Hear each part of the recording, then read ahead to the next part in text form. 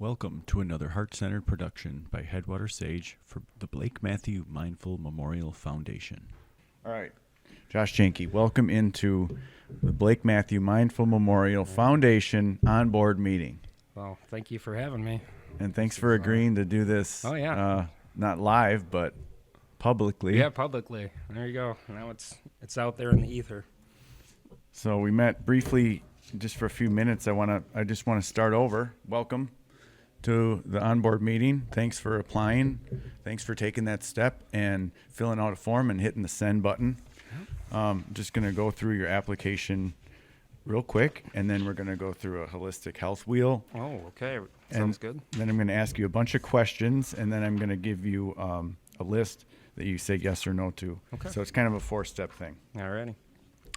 So you told me before you're 38 years old and you've lived 39 different places in your life. I've lived in 39 different physical homes of one nature or another. 7 states, 3 countries, just kind of all over the place, different backgrounds. So my dad was a mechanical engineer, and he had a lot of contract work. So short term, 6 months here, 9 months here, etc. So that was a big portion of it. And then when I was 21, I joined the Army. And part of that is also because of that life that you live. Yeah. And then part of it was just, always looking for the next big opportunity. Yeah. Always moving. What's that? Always moving. Always moving. Literally. Yes. Trying to, always looking forward. You look back and go, oh, that didn't work. Okay, let's try something else. But it is, always moving forward. Okay, awesome. The reason you applied, you want to improve the quality of your life. You deal with symptoms of anxiety. Yes. Totally. Yep. It's a rare thing nowadays not to. I think it just comes with the territory of literally being a human on this planet. Oh, yeah, Planet in absolutely. 2025 is that you kind of, there's going to be anxiety. You have to choose what your flavor is at this point. Social communication issues, boy, that doesn't come across. Oh, it's fantastic. You seem like a great communicator. I seem like a great communicator. No, it's all acting. So Yeah. No, I'm just kidding. I mean, it's very good in one-on-one situations, even a couple, but, you get into the multiple people, and then I'm just like, I'm going to stand in the corner, and I'm not going to say anything till half these people leave, and then maybe I'll come out of my shell. Yeah. I get that. I feel that. Yeah, but just wanting to be better, not for me. For me, but also for family. Yeah. And you have a fiance and any children? 2 kids. Okay. So how old? 1 girl, 1 boy. Boy is 11, and the girl is just turned 5. Okay. Awesome. How long have you been engaged? Just over a year. We just celebrated our 1 year of being engaged 2 weeks ago. Okay. Yeah. Well, congrats. Thinking about what today was. I was like, let's just quick try to do the math, but I'm off on a day or two. She'll correct it when she hears this. Well, get used. Yeah. She'll seek this out now. Get actively. used to that.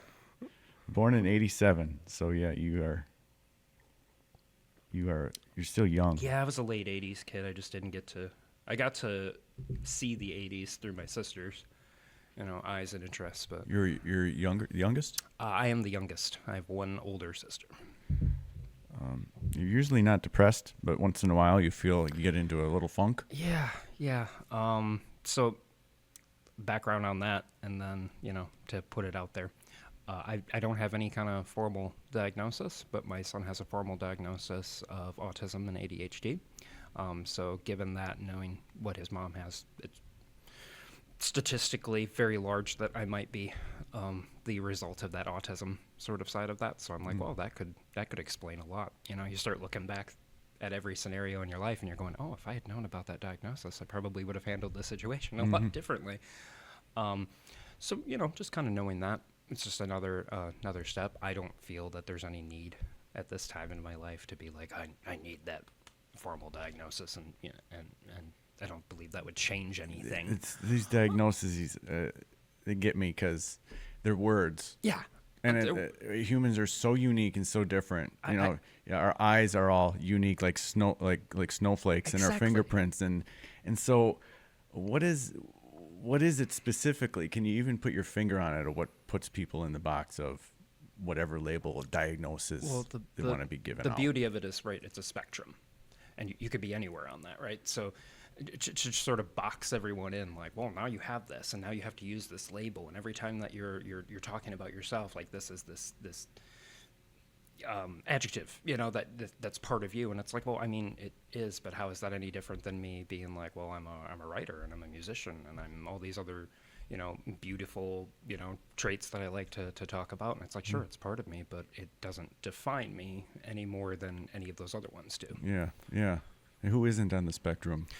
I think we're all better for it. And maybe this is it's really funny, but we've my fiance and I talk about it. I'm like, it's the next step of evolution.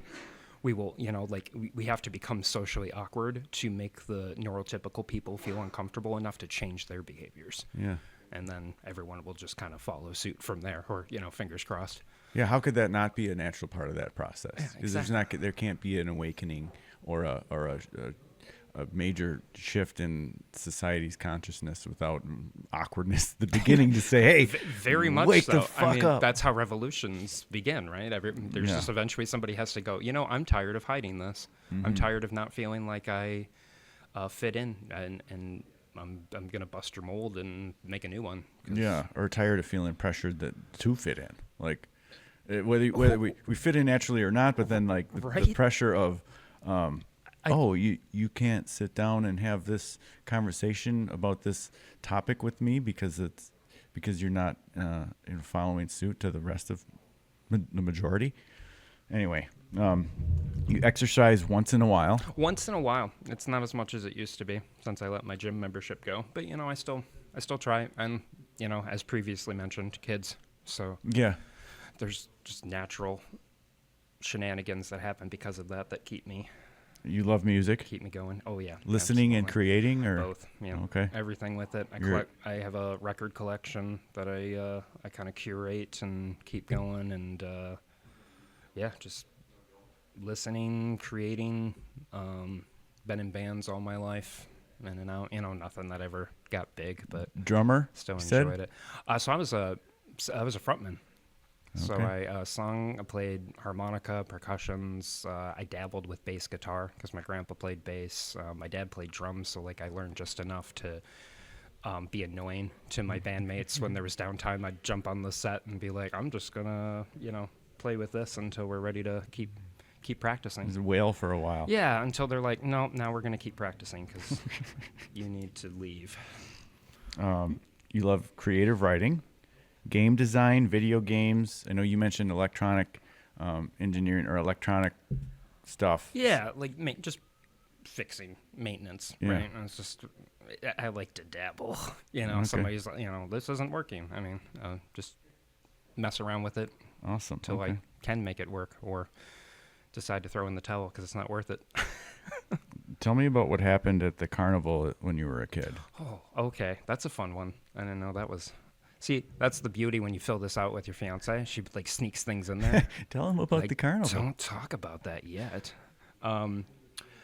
So we were at the state fairgrounds. This was when we lived in Delavan, Wisconsin. And we were there for a concert, and my mom got us, myself and my friend got us the wristbands or whatnot to go ride rides. And we went to go on a specific ride. And I honestly, I'm not even going to try and remember the name. But anyway, my friend and I got on, and we got on together. And then the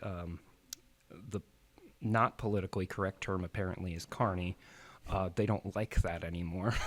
They want to be ride attendant. But they split us up, and it was a sort of ride where, gravity does a lot of the work. And he put me next to, granted, I was 11 at the time, but this man was probably 250, 280 pounds.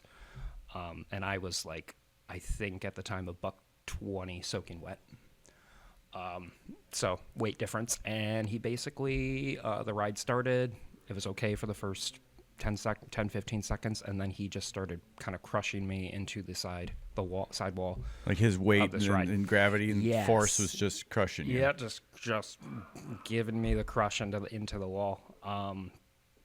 And that was the first time in my life where I just felt completely abandoned, because I was able to, like, he was like, I'm trying, like he was trying to pull his weight back, but he's also fighting against gravity, and I had my hand outstretched, and I remember going around and I was screaming help, and I remember very vividly 3 times making direct eye contact with that attendant and screaming and looking into his eyes, and he didn't stop the ride. And that was my first moment of, humans are shit. That's fantastic, right? Like, you take that childhood glee away. How old were you? 11. Yeah. So it was like, and that's kind of a big thing for me, because, like, my son is now 11, and I'm like, what's going to be his awakening moment when he realizes that, you know, like, of course there's people that are going to help you, right? Like, that's what being here is about. Like, there is still community. There are still people that want to see help, but there are also people that do the bare minimum. So he knew, you feel deep down, he knew that you really wanted off that ride, and you were terrified. Yeah. And whether that's a matter of, that kid just needs to, you know, soak it up because you wanted to be on this thing. But I mean, come on. Generally, if you saw it the first or second time, are you not glancing? Are you not trying to be a little more perceptive to the fact that literally it looks like he's being crushed? Yeah. Yeah. Just, so that was just heavy. It stuck on you, and you never forget it. Oh, no. I mean, throughout my entire life, I've always felt physically, I felt like something was always wrong. Tons of EKGs. You mean Tons like of, there's got to be something wrong? yeah, I have to have a disease. My symptoms are this? Or So, like, when I got off the ride, like, here, as an 11-year-old, like, hindsight, right? Like, I should have just collapsed. I should have made a big deal of it. I should have immediately gotten medical attention. But I was 11. I didn't want to, you know, I wasn't thinking about that. So my friend kind of, like, helped me hobble back to my mom. And, you know, I just kind of, like, laid there, and she, you know, they got me ice for my side. And I was all bruised up and down. And I don't know, obviously psychosomatic connection there, because then I spent the rest of my life always thinking that there was something wrong with my heart. So always thinking, like, feeling like, it's harder to breathe, or my heart, I feel like I have heart palpitations, and maybe this is all related to that, or seriously, it could just be, it's anxiety, right? You know, it's just that sort of thing. And it wasn't really until, like, my mid to late 20s when I was finally like, wait a second, I'm in the Army. I'm running 6 miles every morning. You know, I'm not at the front of the pack, but I'm nowhere near the back. You know, I'm very happy and doing well.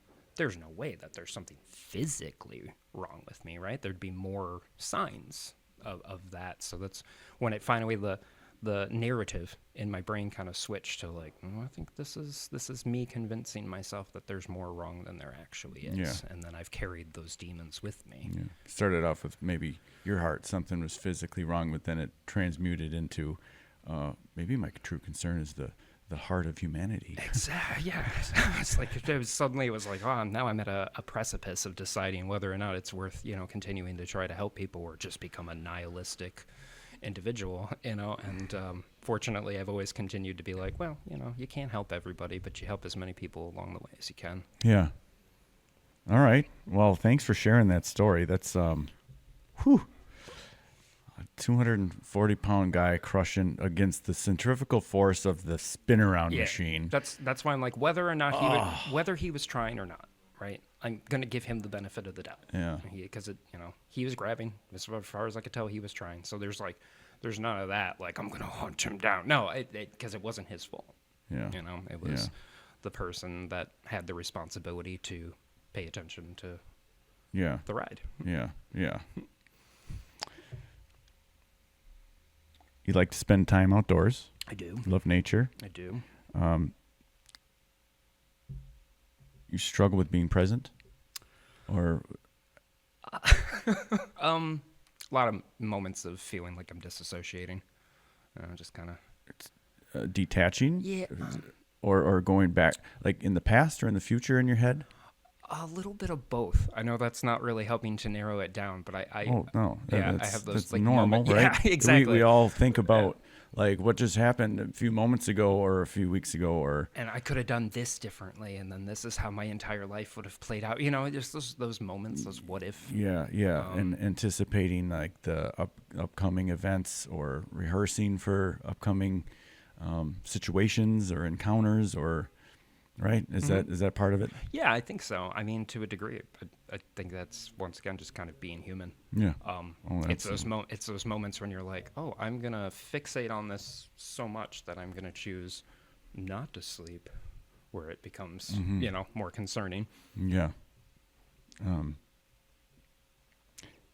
You're not addicted to anything. No. So no nicotine addiction ever? I have been there. So once again, military time.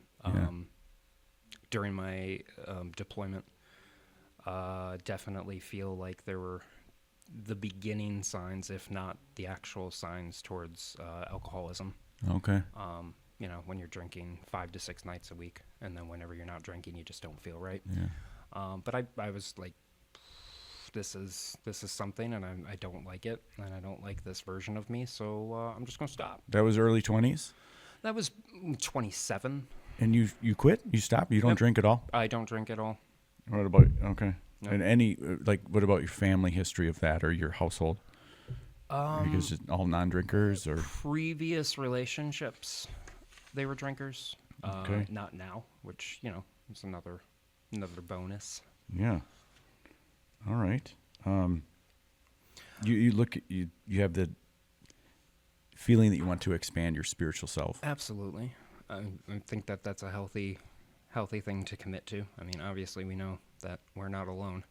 So, some of these questions are like the way it worded them.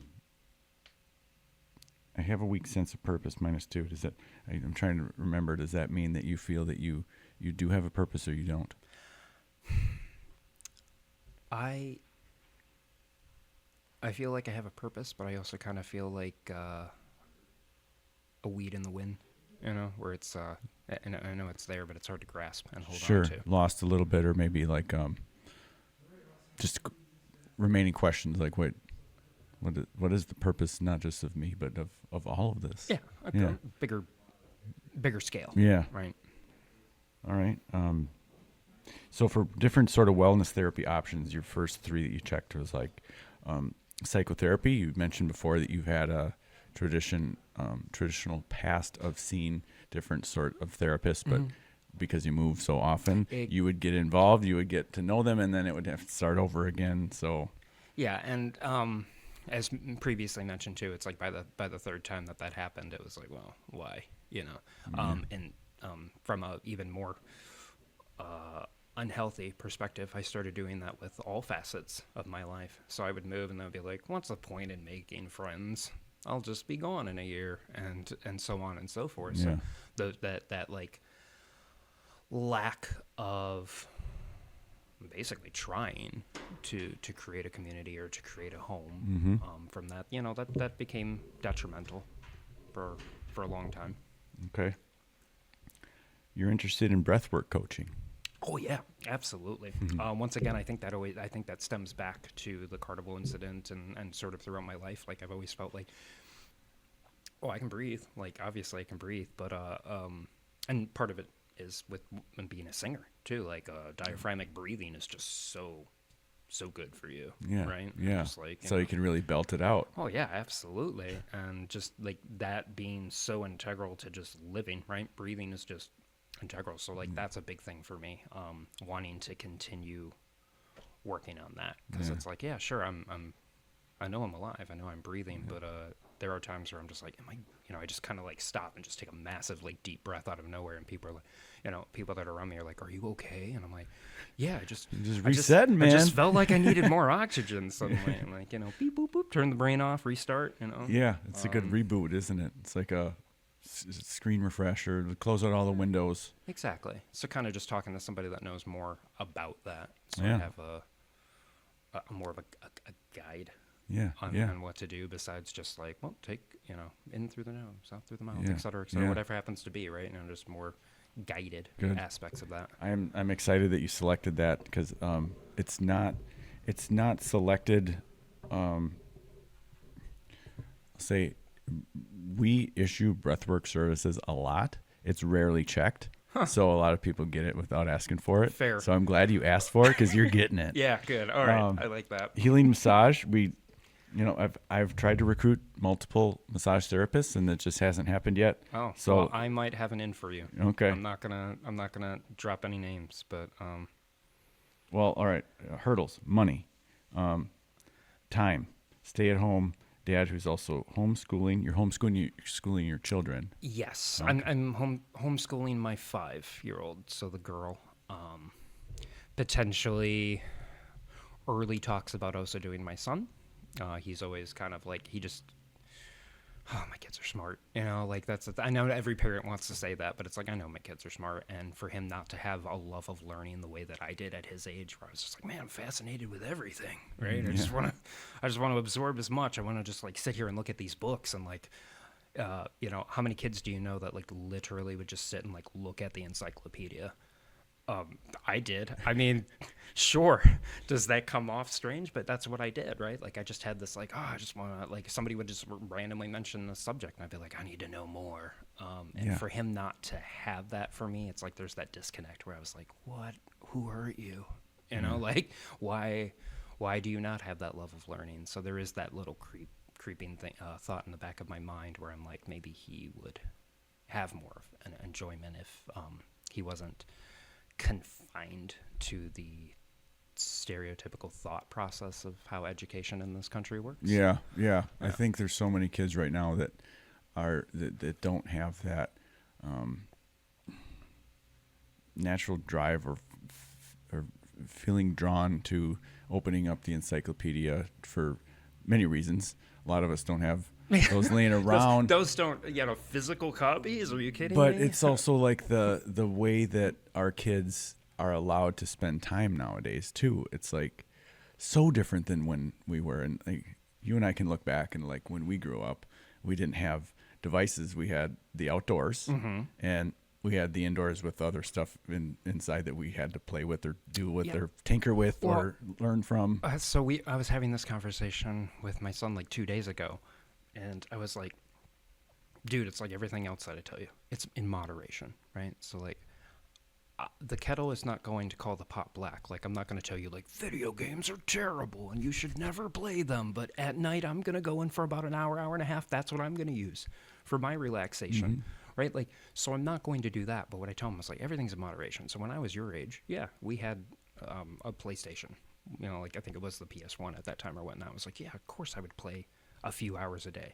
But like, I would actively mentally and physically choose like, I've been playing this for a while, I'm gonna set it down, I'm gonna go do something else, I'm gonna go outside and I'm gonna play with the neighbor, or I'm gonna get out some of my action figures and I'm gonna make up a little story, or like all these different things depending on the age that I was at the time. And it was like, that was an active choice.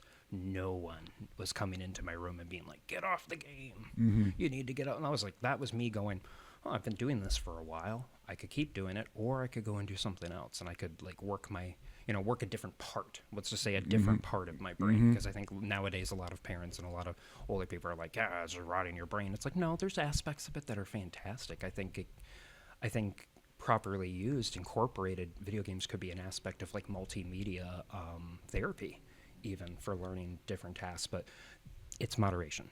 Yeah. If you do it for a little bit, then you go and do something else, right? But like that, unfortunately, if you want it to stick, that has to be a choice. If you're always, just like, well, the timer went off, now you're done. I know full well that both of my kids like would be like, well, if you're not around, I'm just gonna keep playing. Yeah, and then as soon as you put rules against it, I mean, we always want what we can't have, right? I need that fix, So you were lucky to be the kid that couldn't sit still and wanted to switch it up and get that variety in your day. Yeah. And a lot of our kids now are just they're allowed or just not supervised to the point where they will do it all day, because these, especially the phones, the handheld devices are so addictive. And that's sort of that thing where I notice it with my son as well, where it's like we or even with my daughter, like for class, Part of it, the portion is like on the tablet, right? Watch the video, learn about the lesson, then we're going to do something additional on top of that. It isn't just like you're done, right? But that's sort of like strange transition where it's like, okay, you're done with that. Now we're going to move on to something else. And for sometimes her immediate response to be like, oh, well, can I watch something on the TV? Like, so you want to move from a little screen to the big screen, or from the big screen to the little screen, and you're still looking at a screen, like, and so like that's that thing where it's moderation. You know, we did that for a little bit. Now we got to go, and especially with a 5-year-old, you got to get them out, right? It's like, and learning that barrier too. That's another physical barrier to becoming who I am now and becoming a homeschool stay-at-home dad. Is that where do we go, right? Like, oh, it's the children's museum isn't open, you know, we go to the library. Well, then there's all these rules, you know, to a kid, right? You know, like to me, I'm just like, we just gotta be quiet, you know, but like to a kid, like, be quiet, what? You know, I need to vocalize everything. And then, so when where we live, you know, in Wisconsin, that can be difficult 4 to 5 months out of the year, because you're like, well, I understand you need to go outside and scream your lungs out, but it's -8. Right. So are you going to be fine? Sure, if you're bundled up. Am I going to be fine? I don't know. Like, I don't particularly want to go out. Yeah. Well, there's a lot of things we can't do in the winter that we can do in the summer, but then it's like going with the seasons too. Like, you know, winter's the natural time to hunker down more, get more sleep, and do more things inside, and summer's the time to just do as much outside as possible. Yeah, from dawn to dusk. You want to be outside, right? Generally. I think so. That becomes that's another hurdle that we deal with, even from like a regional standpoint, where we find ourselves on the planet. Yeah. And trying to navigate that, not just for myself, but then for my kids, right? Yeah. We're rolling with the seasons. You know, it feels natural, and to have these different routines that evolve throughout the year with the seasons is really good for us too. All right, let's move on here a little bit. No insurance. Okay, so, and that's a lot of insurance does cover like clinical psychotherapy, but if you don't have it, it's expensive, because it can be $200 a session sometimes. And when, you know, actively choosing, well, that's that thing, right? Like, because I want to tell myself, like, well, I need this, and of course this is going to help my family, but is it better that I spend that money on like my children, right? Like, get them something, get them therapy, get them to the doctor, you know, whatever it happens to be. Like, I'm going to always choose them, right? Like, and that's not like I didn't have to think about it. Like, that's just I snap my finger and I go that route. But then you eventually have to be like, oh, but how much am I neglecting myself, which then maybe is becoming a detriment. Well, and which brings you here. So, I mean, exactly. Once again, thanks for hitting that send button. And, you know, because it really is like we need to be our best selves for our kids. But it's so easy for us to discount ourselves or put us on the back burner because our kids are so important to us. But it's like reverse that around, or keep that in balance, and that's going to be the best thing for our kids in the long run. So this is a holistic health pie, and we're just going to go through these different words mean different things to different people.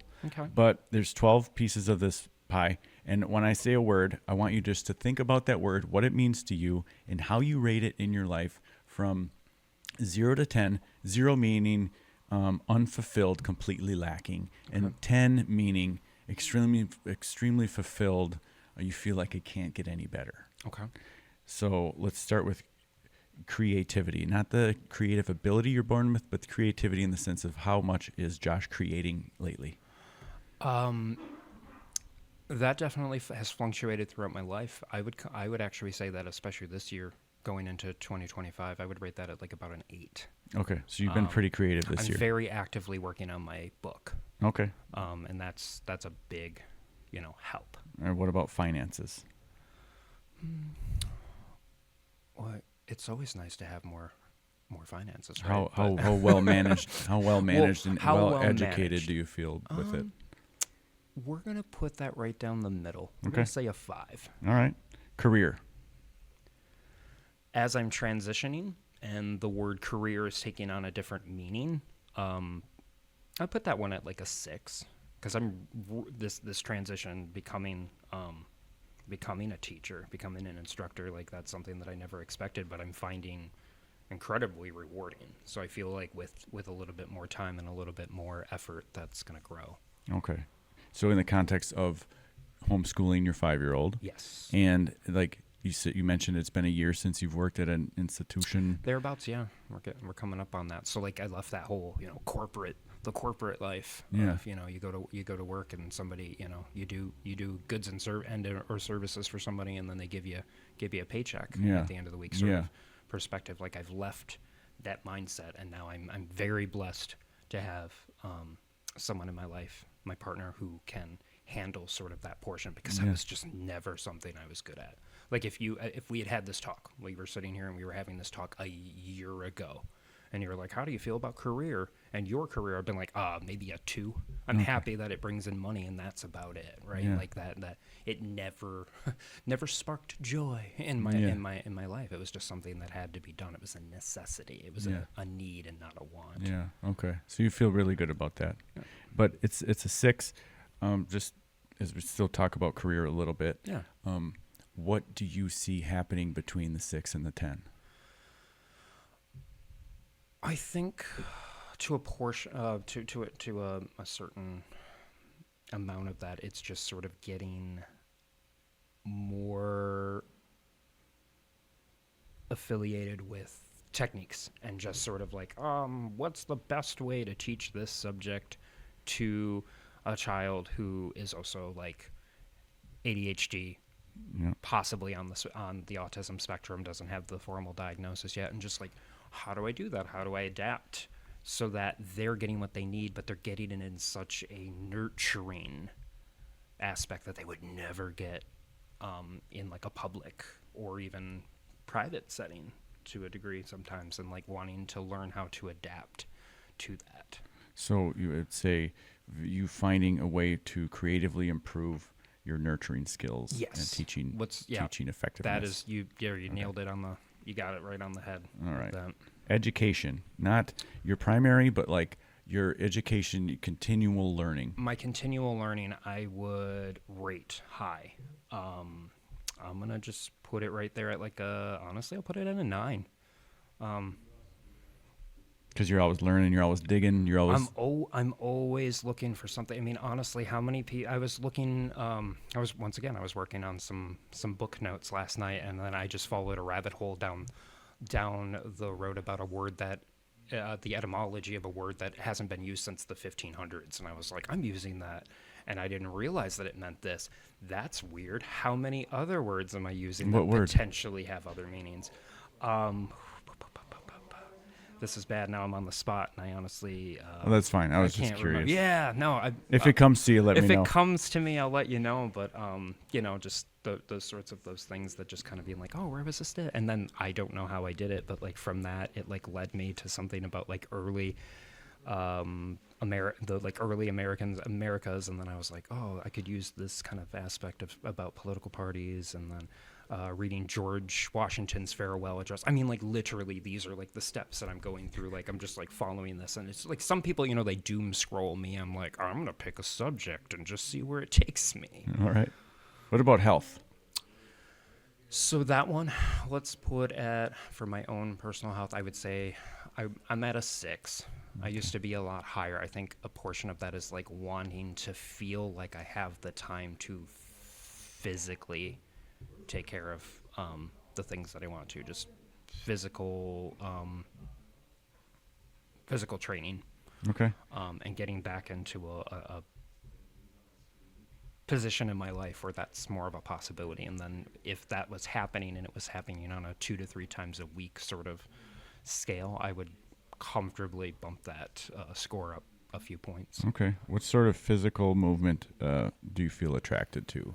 Like slow and gentle type yoga, or CrossFit, kick your ass, sweat your type of thing. If once again, that's that thing. You find yourself at 38. I'm like 35-year-old me was like CrossFit, like I'm just doing the whole thing. And then I was jumping boxes one day at the gym, and then all of a sudden I was like, my knee did something that it's never done before, like partially subluxated, and I was like, well, this is not gonna be the way to go forward.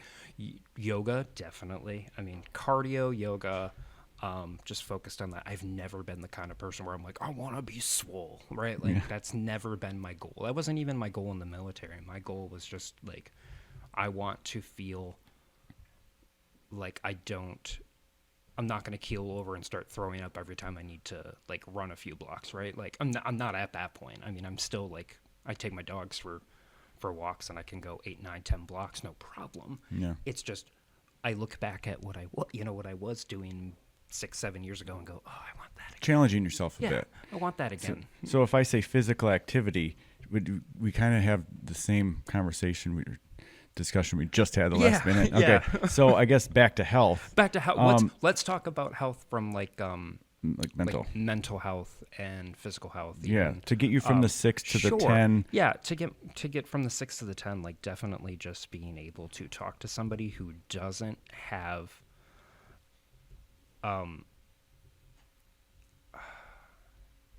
skin in this game, right? An like unbiased, objective, exactly. non-judgmental listener. Yep, absolutely. Okay. Just somebody that's like, I'm gonna literally just sit here and I'm gonna logorrhea this and get a bunch of stuff out and throw it at the wall, and then you're gonna go over and you're gonna look at it and be like, well, these are things that might be concerning that maybe we should talk about in further detail. Yeah. Okay. A coach. Yeah. Yeah. Home cooking. So that's a big one for me now. I predominantly handle the majority of the cooking in the home. Always want to learn more and more, and it's fun when you have picky eaters. That's the beauty. Is like, if you literally, the 5-year-old, this is too spicy. I put salt on it. That's it. There's no other seasonings. Like, so you enjoy. I think you're making this up, but at the same time, like I'm giving you that nurturing, loving, like, okay, well, let's find some. I'll do it differently. Right? Yeah. I'll try something differently. So you rate it high. Is that? Yeah. I mean, like, of course, I want to learn more about it. But I do have a personal friend now that through my fiance, that he's a chef. He works in Madison. It's a beautiful thing of just asking him like, hey, how do I do this where I don't just burn it to a crisp? Yeah, sure. So you feel like you're early on in the process of learning how to be your family chef, but are you finding yourself like creative and successful, or you knock one out of the park once in a while? Or sometimes I really knock it out of the park. Especially breakfast foods. Yeah. I mean, just like, I'm like, can we just eat breakfast for, can we just breakfast, brunch, and Brenner this? Because I've nailed this. But then they're like, no. And then I'm like, all right, well, then I need to up my game. And yeah, I love breakfast for supper. Learn how to do some more things, apparently. My 11-year-old turns 12. Or no, 10-year-old turns 11. Something like that on Tuesday. And he wants steak and eggs for supper. There you go. So what home cooking, what would you rate it? Let's say a 7. Okay. I'll give it pretty good. A comfortable 7. What about overall home environment? So that one is near and dear to my heart. As anybody in my life will tell you. The beauty of the process of how much I've moved is I'm like, I get into a space and I want to make it mine. I want to make it as aesthetically pleasing as possible, but still incredibly functional. Like, it's always going to be function over form for me. Yep.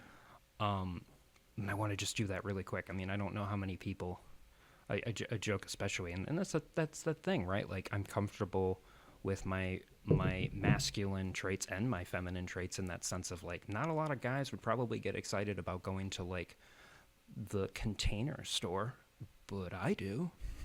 Right? Like, I'd love to drop a couple $100 in the Container Store on different storage units, or like going to an IKEA and just being like, wow, these are some really cool things. And of course I can't drop like $1,800 right now to completely redo and renovate, the bedroom. But like, what can I implement that can be helpful?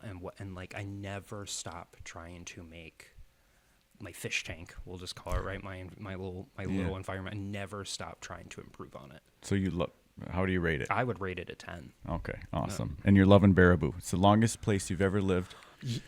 So outside of my immediate childhood in Michigan, yes, it's the longest I've ever lived anywhere. And there's this uncomfortable, like, I never thought I'd be here this long, and I want to kind of like, I really want to buck against the system. I want to be like, try to find the negative, try to find the reasons why. Yeah, but you're not. I mean, Baraboo's easy to love. Sure. Right. Sorry, I'm on my phone because I have some upcoming appointments. I just want to make sure that I'm postponing my next breakfast. Okay. And I want to make sure I have enough time to be back. That's fair. We're going to be good. Home environment is rated at a 10. Yeah. How do you rate relationships? So that is like another growing thing. So like I'm finding myself in a situation now where my dad is at that age where he's starting to get up there. He needs somebody around a lot more. So I'm like reconnecting. Where is he? My dad. He is now also in Baraboo. That's a recent move. He just moved here in January. Oh, really sort of solidifying Baraboo in you for a while. I know. Which is just, that's that thing where I always come back to it. I'm like, I did not, like, when I was drawn here, it was against my will. It was sort of kicking and screaming, like this aspect of like, well, I need to be where my son is, period. Like, I'm going to be where my son is. Mm-hmm. That was home. But I don't have to like it. And then it's like year after year after year, I'm like, well, I'm building a community. I'm finding people that I'm like, you're not bad. And I've been here this long. There's potential that I'm not going anywhere. And if that's true, it's sort of like overriding that programming of don't get to know anybody. It doesn't matter. Mm-hmm. And now it's like more like, well, maybe it does. You're allowing it maybe a little just more. Allow it in a little. What about social life? Social life could, like, my kids and my fiance and my dad, and to a little bit of a lesser degree, like my sister when she comes to town. That's and then like my fiance's friends. I myself have like one neighborhood friend. Okay, we're gonna rate you at a 1. Yeah. Okay. This for that relationships. Fantastic. Relationships though, in general, you feel satisfied. I with. feel incredibly satisfied. So 6, 7, 8, 9. Let's put it at an 8. Okay. Joy. That's sort of throughout the day, it's that comfortable balance between the ebb and flow of this is enjoyable and now this just feels like work, and then finding a healthy way to keep that balanced. But I'm gonna just off the board, we'll just call it a 7 because I mean the general is it's gonna, on certain days it's gonna dip down to a 4 or 5. Some days it might be a little higher depending on what we're doing or what I find that I have time for. But and then there are days that like it struggles. It's like I just don't want to get out of bed, right? Like it's like I don't feel like I have anything to necessarily, like there's that thing in my back of my head where I'm like, I have no reason to get out of bed, and then I hear my daughter and I'm like, I have a reason to get out of bed, right? And just learning more and more about like, what can I do to jumpstart my head and my heart to just want to do that immediately? Like my eyes just open and I go, no, that thought doesn't cross my mind. Why do I need to get up? Instead, I'm like, I get to get up. This is awesome. Like I get to do something fun with my life. All right. I get it. Last one, spirituality. We will put that also pretty comfortably high. We will put that at like an 8 as well. I know I've done a lot of 8s, but well, it's awesome that you have overall very optimistic, positive outlook of your holistic health pie. Yeah. But what happens? I'm glad you called me out on that social life because that's the. Well, all I heard was family and fiance's friends. So I'm like, okay, red flag. Okay. Look at that. What is that? It's the shape of a heart. It's Pac-Man. Yeah, I guess it's Pac-Man if it's sideways, or it's a heart that way. It's fair. Yeah, it's a heart that way. What this does is it helps us zone in on, okay, as we issue this coin or this series of coins, we're going to make sure we incorporate social aspects to that. So now I'm just going to go through a list of questions. Some of these we answered already, so I might just be talking to myself a little bit here. What brings you here today? We touched on that. How did you hear about us? Through your fiance. You said that. Mm-hmm. Do you drink? No. Nope. What's your current living situation? You've been in Baraboo for a couple years, 38 years, 39 places. electric tech background, radar. You do not see a regular doctor. Do you consider yourself religious? I do. Yes. Okay. Is there a particular faith, or are you referring more to spirituality itself, or is there a doctrine that you feel connected to? I am still big on doctrine. I've studied a lot of different theologies. I always, to a degree or another, I come back to Christianity, but I'm very the teaching specifically of Christ. Okay. I do believe that humans are fallible. I believe that a lot of hubris has taken over in those sorts of portions, and we've lost our way, and I don't think that can necessarily be found in the confines of any building. I believe that you need to really take the time. You need to read your doctrine. You need to decide if that matches up with how you feel, and then you need to put your money where your mouth is and change your behavior until you're there, right? Yeah, Until listen. you match up. All right. Any medications being taken now? Just vitamins. Just a daily vitamin, occasionally turmeric when I'm feeling a little more muscle aches, Okay. and the occasional Advil.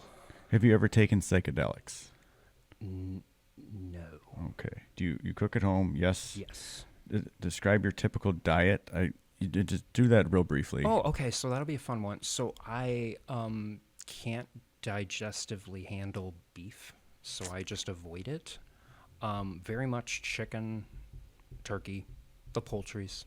Okay. And I've recently, as of about 2 years ago, I discovered the joys of tofu, Okay. and I'm really big on that. You can fry it crispy. Takes forever, doesn't it? Well, air fryer. Oh, really? That's- Is yeah, that pretty good? that's I gotta just like- try that. I that's- don't have one. It's getting the specific settings down to your particular air fryer, but yeah, air fried tofu is Do you foresee any barriers to attending sessions? just time, just scheduling, just working it out so that my daughter has a place to be at the time. So a lot of Mondays and Tuesdays generally are going to be the best. Okay. Do you have any sort of daycare in place? No. So there's one of our wellness partners is a farm school daycare, which sometimes we can couple with mom or dad don't have time to do sessions or take a day for themselves. So we couple it with a voucher for the farm school. Okay. So so that doesn't become a barrier. Yeah. So just if that's something you're open to. That is something that I'm definitely open to. Describe your financial situation. Does it sound like your fiance makes the money? You're a Yes. stay-at-home dad teaching at home. Okay, so Yep. we have that covered. What would you describe as your greatest challenges when it comes to taking care of your mental health? Greatest challenges when taking care of my mental health. Acceptance Of myself. Self-acceptance. Just being like, I'm this way for a reason, and stop running from it and run towards it. Okay. Figure out okay, how to change. so a For feeling of resistance to yourself. Yeah. Okay. Yeah. What or who do you have in place for a support system to help you through this process? Definitely my fiance. Okay, she's all about it. Oh yeah, she is a mental health advocate and warrior. Okay. And she is the epitome of Xena, the warrior princess, when it comes to battling things and trying to get people connected to services that they could use. Okay, for this. because you mentioned she's a CSS office Yes. in Sauk County. Yeah, she works Okay. for CCS and that sort of portion, but we won't say anything else. What's in a minute or less? What's a typical day look like for you? So typically waking up, depending on the day, but anywhere between 7 and 8, and then just sort of like rolling into making sure that everyone is fed. Myself and my partner are caffeinated. Yep. And then just kind of like talking about the day, making plans, moving out, doing like kind of like moving right into like doing some homeschooling, followed by like trying to get out of the house, Okay. go somewhere, do something for activity, and then, making time for my dad, Okay. going over there, assisting him with a lot of things now too. and wanting to be more consciously aware of that, because that's something that hasn't necessarily been a situation that I've been in before. Like I said, very recently moved to Baraboo, and then prior to that, for a year, he was living near my sister, who lives more towards the Milwaukee area. Okay. Prior to that, he was living in Florida, and the last time that we lived in the same area was when we both lived out in Oklahoma, and that was 10 years ago. Okay. So back So to your there was- typical day. Oh, sorry. Yep. So you Sidetracked. It's all right. It happens. So after that, just back to home, get prep for dinner, and then the typical. Yeah. Just kind of take care of any tasks that need to be handled during the day. Errands, groceries, whatever that happens to be, dinner, and then just kind of move into the night. The whole bedtime routine that you do with kids. And Okay. Do you have a bedtime routine for yourself? For not myself. for your kids. Fair. Yes. Okay. Yes, I do.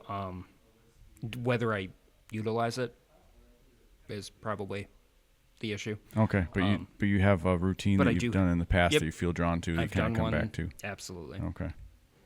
What about mood swings? Oh, yeah. That's a fun thing to get into it. I would like. It's very difficult to be like, I feel like I have an anger issue, right? Because you say that and people are like, you punch walls. And it's like, no, but it's very easy for me to take something that's probably a minor inconvenience and be like, I am so mad about this. Like very, very consistently. It gets where to there's you. just that build up, and it's like, man, I really do want to learn not to go to those extremes, Sure. right?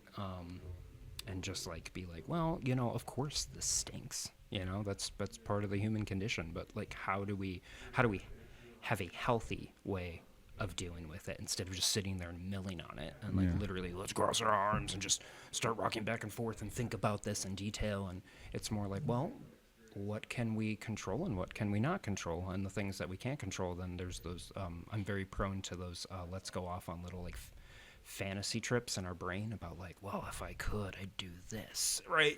Like in these things, and it's like, well, it sometimes goes dark, right? And you start thinking about that in a dark way. But if you're constantly doing that, then guess what? You're inviting that in to your heart and to your mind, and it's like, ooh, I don't want to do. I don't want to live the rest of my life. Manifestation. Yeah. I don't want to live the rest of my life like that, and I don't think I know. I shouldn't even say I don't think. I know that I can't do that alone.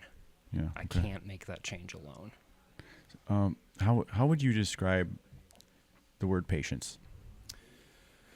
How would I describe patience? The willingness and understanding to know that not everything is immediate. Okay. You just have to trust Mm-hmm. that waiting will pay off. Okay.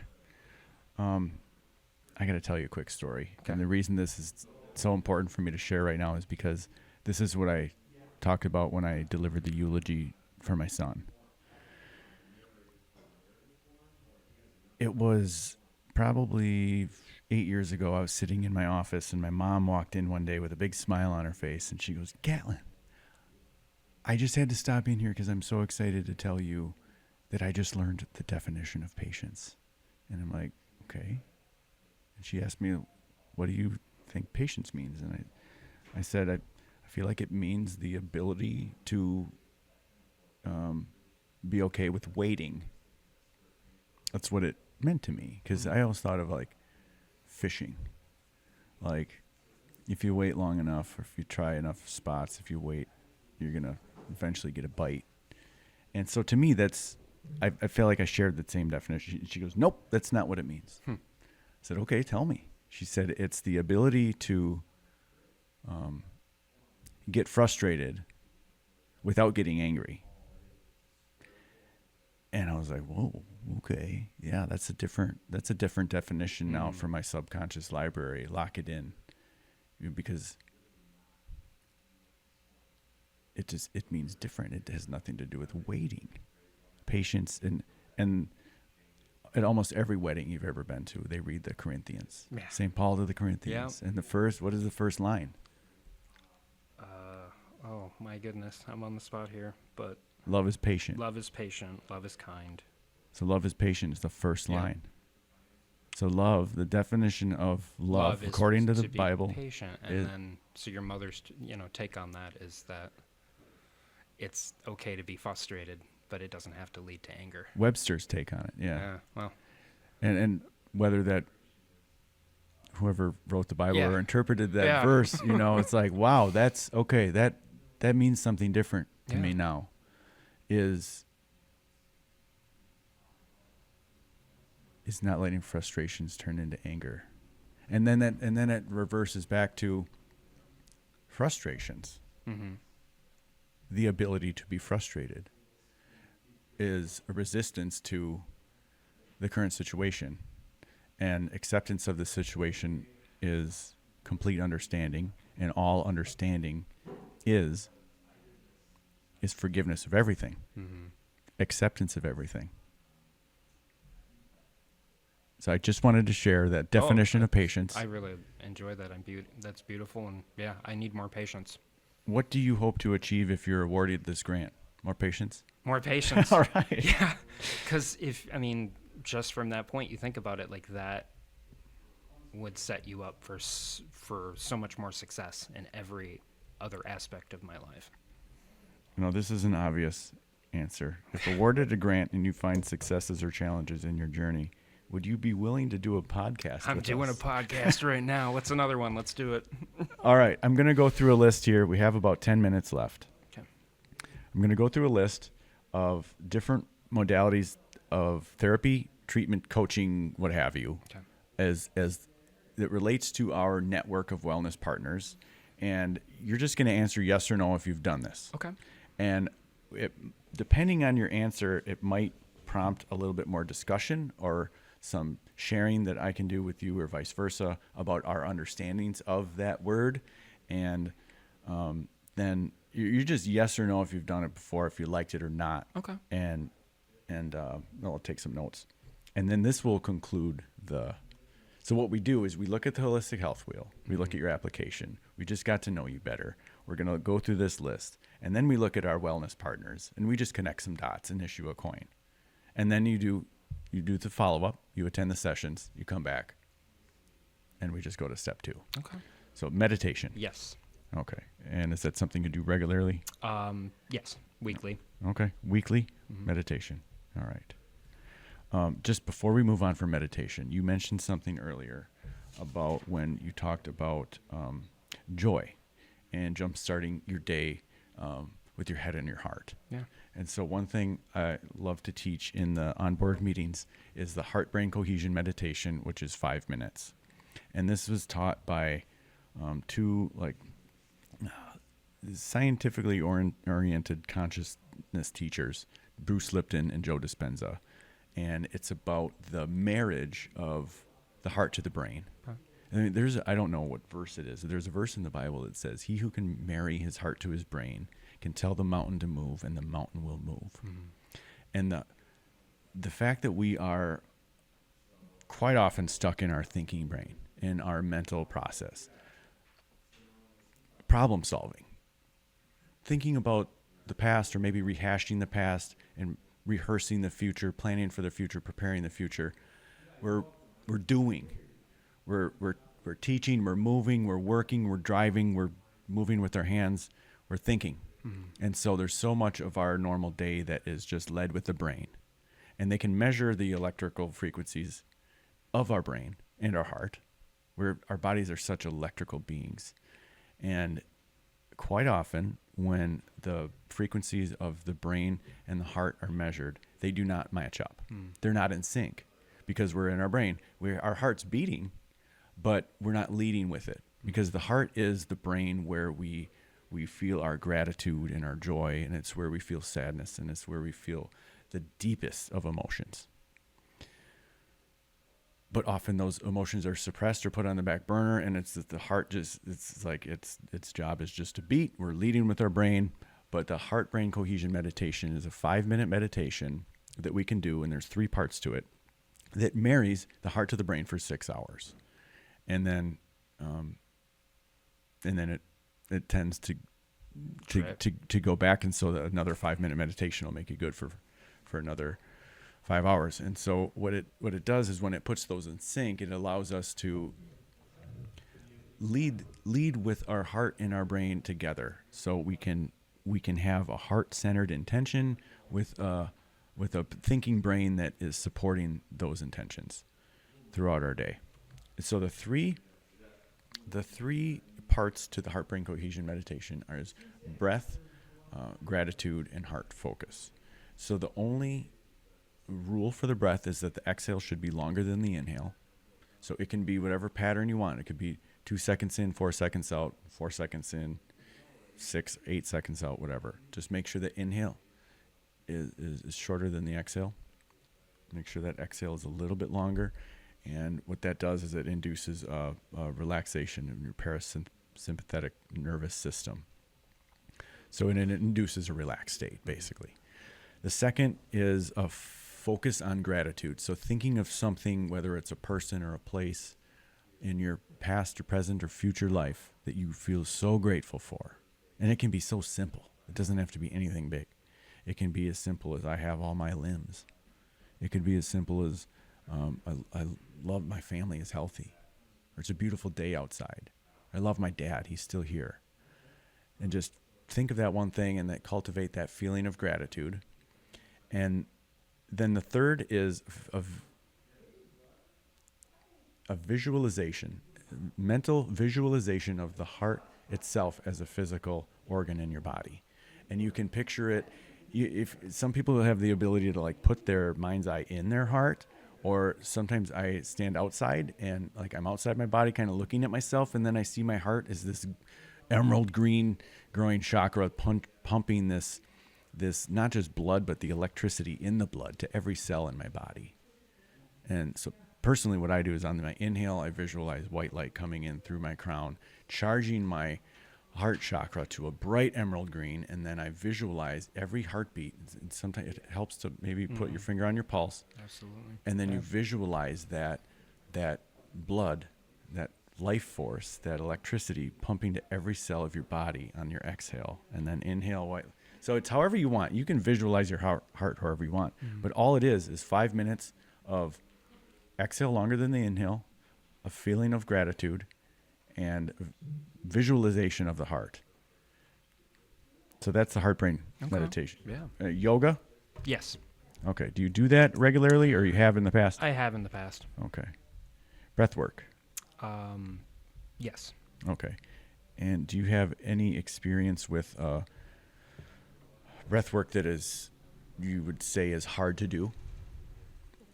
Breath work is hard to do for me. So yeah, have just you, as a general. have you done 40 minutes of? Not 40. Okay. Okay. 4 maybe. Yeah. Okay. You know? Okay. Yeah. Talk therapy in person. We know that's a yes. What about talk therapy online? Be open to it potentially, But not yet. Okay. yeah. I think down that's a journey down the road, right? Like, What about Reiki therapy? I would be open to it and So, interested. Yeah. No, but open. Yep. Massage therapy? Yes, I do. Yes. Yep. Holistic health coaching. Once again, I think that's one of those things that I would be open to it. But So I've this never, is never kind of done it. Okay. Yeah. No. No. So no, but open. Yep. Life coaching. No, but open. No, but open. Sound healing sound bath. Nope, but open. All right. I love your answers. You're gonna get that a lot. Love your answers. Mindfulness / self-help apps. Yes. Okay. Yep. Which? I've used several apps before. Like meditation apps or Meditation apps. different teaching. The mindful movement Okay. is like one that I've actually is coming to mind that I've used pretty Okay. regularly. All right. And then self-help books. No, but would be open. Okay. Book clubs. No, but would be open. Okay. Hypnotherapy. No, but would be open. Fitness gym. Yes. Okay. Yes, but not currently. Yeah, currently, but Personal training. yes, but not currently. Okay. Money management training. Yes, in the past. Okay. Nothing currently. Okay. No. Martial arts. When I was very young, but not outside of that. That's been a definite no. Art therapy. No, would be open. Men's community, men's spiritual group. Oh, yes, in the past, and just not currently. Okay, and open. Are you free tonight at 6:30? I am not. Acupuncture. No, would be open. Plant or fungi medicine. No. Okay. We'll just put no. But once again, it's probably more likely that you can just keep putting the opens. Okay. Wellness retreat. No. Okay. No, but open. But open. Animal therapy. No, but open. Ayurveda coaching. No, but open.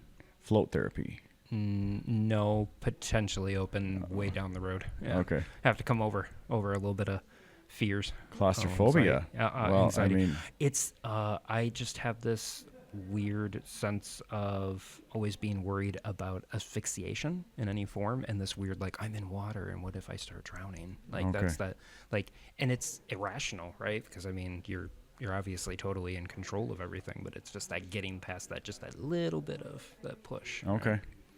A cold plunge or hot cold therapy. No, but open. Okay. Out of any of these we've went through, is there anything that you feel specifically drawn to? I mean, you mentioned breathwork before, but out of these, is anything that like kind of? Is it okay if I just? In fact, take the I'm pen. very visual. And take the pen and just star. You can star as many as you want, but star the ones that would be in your top half or top 10%.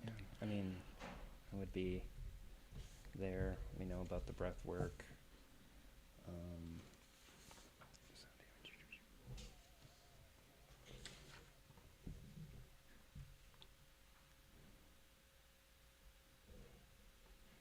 I think that one would be helpful. I would say those are probably some top ones there.